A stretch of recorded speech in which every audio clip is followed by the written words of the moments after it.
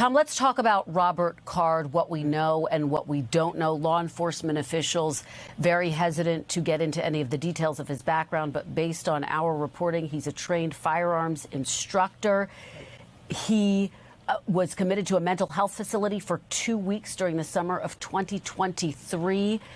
During that time, there was information that he recently stated he was hearing voices, that he'd made threats to shoot the National Guard base in Saco, Maine. And of course, you just heard there, he is now a suspect, an arrest warrant out for 8 counts of murder, again, because 10 people have not been identified. Tom, what are your key takeaways right now? Well, I'll touch on the fact that 10 people haven't been identified. I'm sure some folks have some questions about it, and it's the very ugly truth of an AR-style rifle fired with a .223 caliber round, and that the damage it does to a person can sometimes make identifications difficult. I won't go into further detail, nor do I think I need to.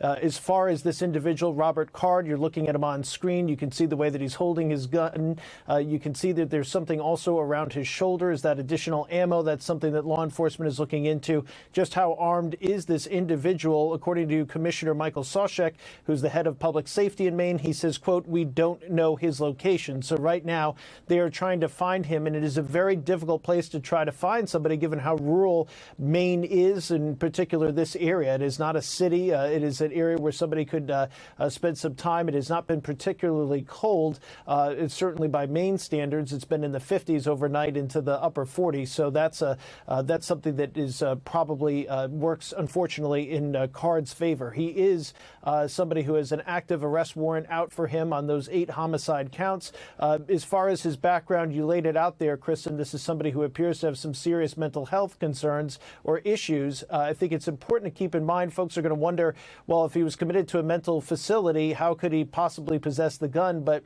based on our preliminary look of some of the laws in Maine, it's not a situation where they would have been lawfully able to get the gun from them. But as you heard Maine officials say, they're going to continue to look into this to try to figure out a specific timeline about his past, what was specifically said, were there any tripwires that should have been hit that would have made sure that this person did not possess a gun that could have done the damage that it did. But at this point, it appears that he did not run afoul of the law. But again, we continue to report on that. Something that was not said at the press conference, Kristen, that I think is important when we take a step back here for a moment and look at the totality of where we are in the world, given the tensions in the Middle East, given the racial tensions that sometimes occur as a result of the situation at the border because of the Middle East.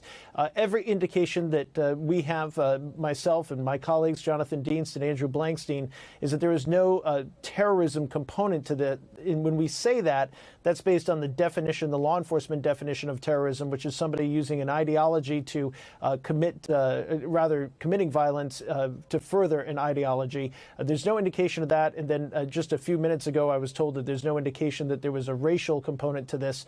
Most of the victims are white as well, and this individual is identified as white. So that's what we know about his background in the state of play and the investigation, which is very much unfolding, Kristen.